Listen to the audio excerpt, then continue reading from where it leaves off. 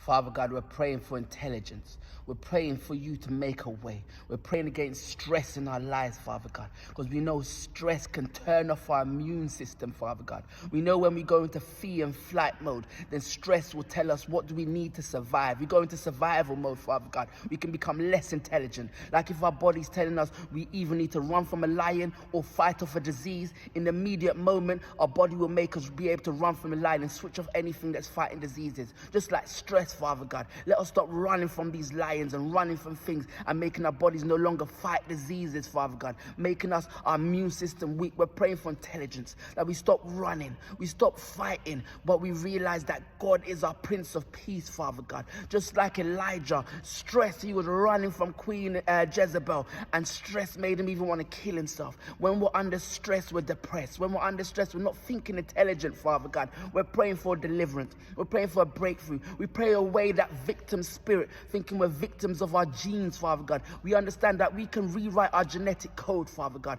Behaviors and habits can be changed, Father God. So we're praying we rewrite our minds, Father God. Many people not using their conscious mind. They're doing things subconsciously. So our habits is all subconscious, everything every day. We're just habitual people, Father God. But if we were to wake up, rewire our mind and understand a conscious mind can rewrite our habits, Father God. Give us peace. Amen.